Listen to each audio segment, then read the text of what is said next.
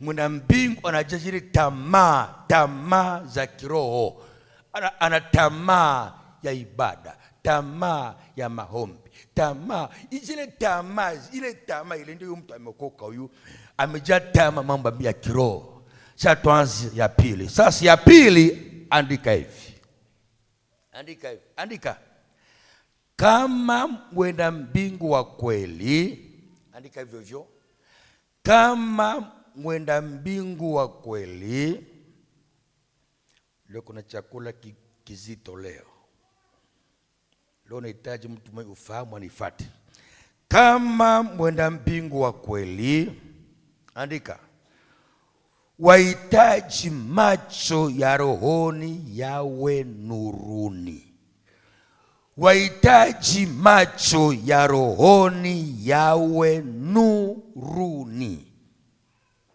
Kama mwenda mbingu wa kweli, Meleki, wahitaji macho ya rohoni yawe nuruni. Wahitaji macho ya rohoni yawe nuruni. Piga mstari hapo. Tuko darasani. Semina ni mafundisho, ni darasa. Chini ya mstari hapo, andika hivi, chini ya mstari hapo chini, andika hivi, andika. Macho ya ndani yawe yanaona. Macho ya ndani yawe yanaona. Mwenda mbingu wa kweli anahitaji macho ya ndani yawe yanaona. Macho ya ndani yawe yanaona. Mwenda mbingu wa kweli macho ya ndani yawe yanaona. Piga mstari. Kitabu cha kwanza andika Mathayo. Pale tupasoma sana pale.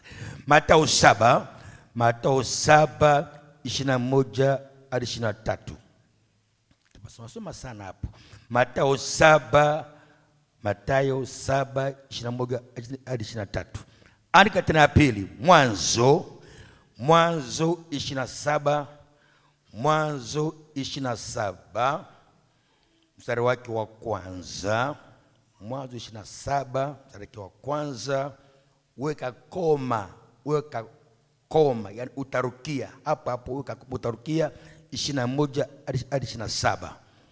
Utarukia 21 hapo mstari 21 hadi 27. Mwanzo 27:1 weka koma, utarukia 21 hadi 27. Andika tena Mathayo 13.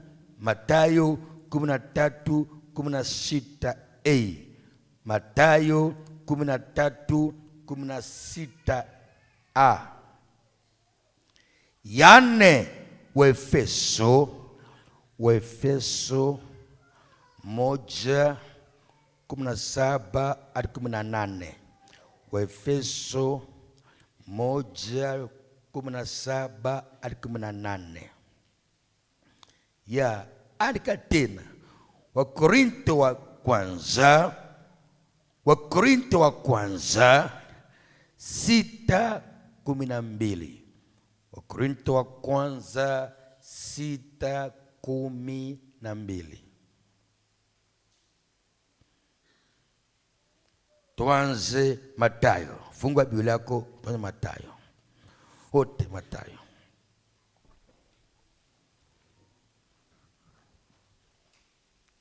Msomaji wetu tusome haraka. Mathayo 7:21 hadi 23. Si kila mtu aniambiaye Bwana Bwana atakayeingia katika ufalme wa mbinguni, bali ni yeye afanyaye mapenzi ya Baba yangu aliye mbinguni. Wengi wataniambia siku ile, Bwana Bwana, hatukufanya unabii kwa jina lako, na kwa jina lako kutoa pepo, na kwa jina lako kufanya miujiza mingi? Ndipo nitawaambia dhahiri, sikuwajua ninyi kamwe, ondokeni kwangu ninyi mtendao maovu. Mungu atusaidie. Kwa daftari yako andika hivi. Andika. Katika Mathayo 7, katika Mathayo 7:21 hadi 23, andika hivyo. Katika Mathayo 7:21 hadi 23, nataka tani kwa kimisingi, nitenda haraka baadaye. Katika Mathayo 7:21 hadi 23, andika hivi, andika.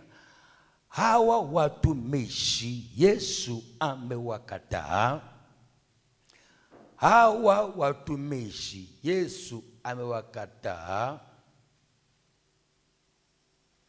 Hawa watumishi Yesu amewakataa. Yesu amewakataa, andika. Wasiingie katika ufalme wake. Wasiingie katika ufalme wake. Wasiingie katika ufalme wake. Andika hivi, andika.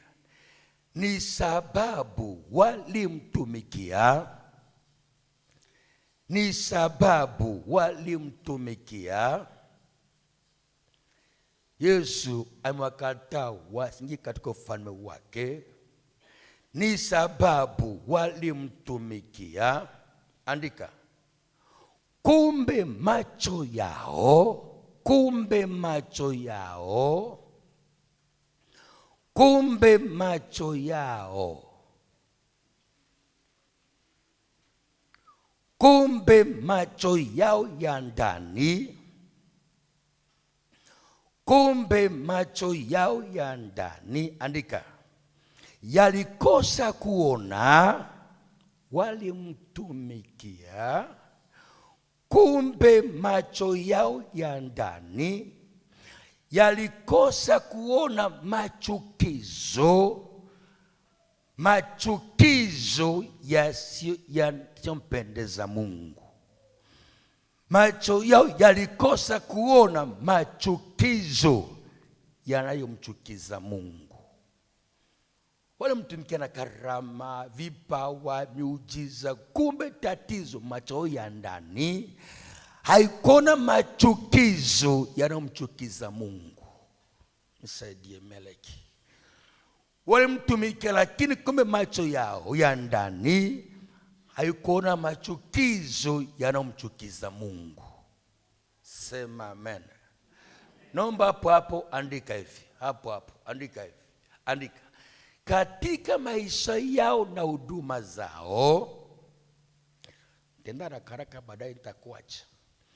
Katika maisha yao na huduma zao, andika hivi.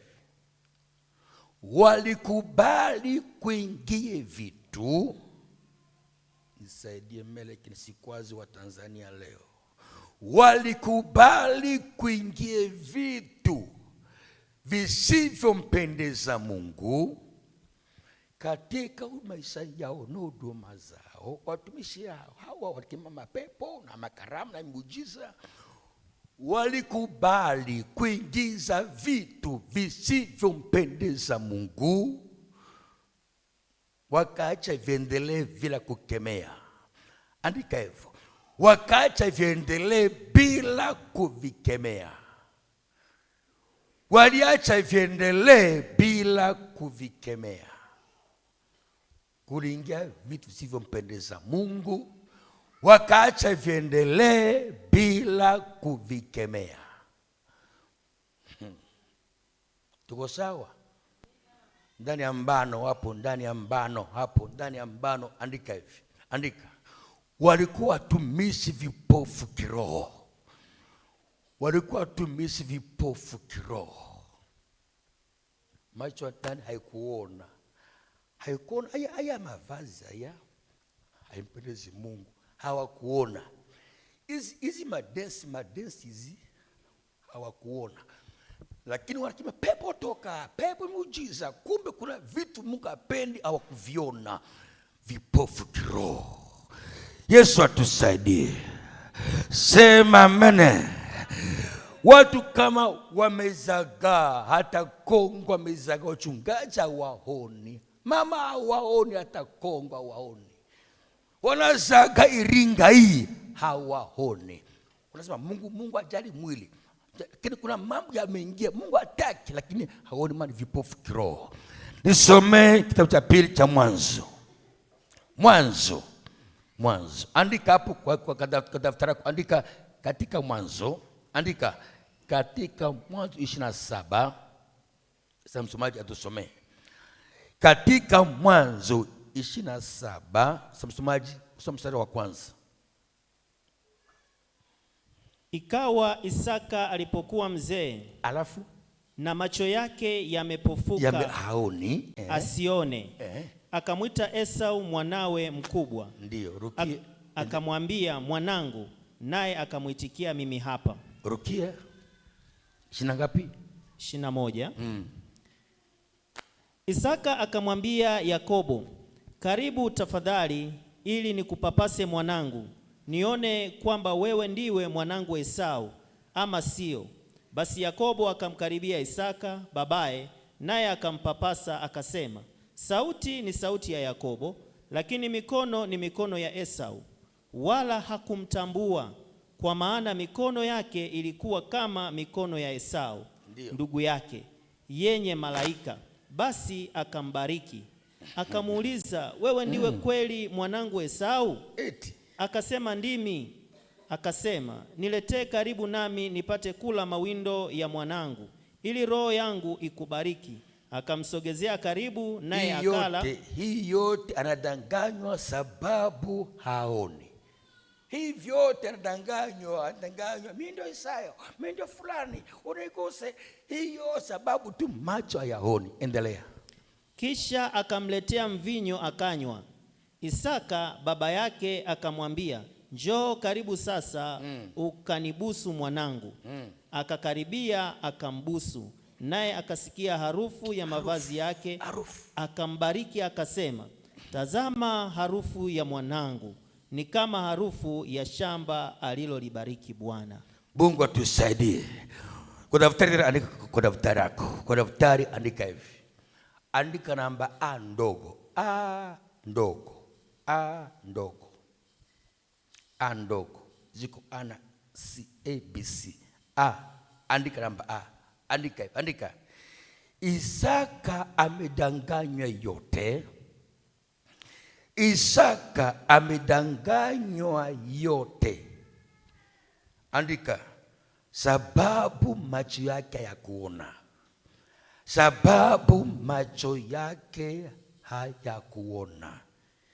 Isaka amedanganywa yote sababu macho yake hayakuona. Umeandika hiyo? Umeandika hiyo? Hapo chini andika hivi. Andika. Vivo hivyo na Mkristo. Vivo hivyo na Mkristo asiyeona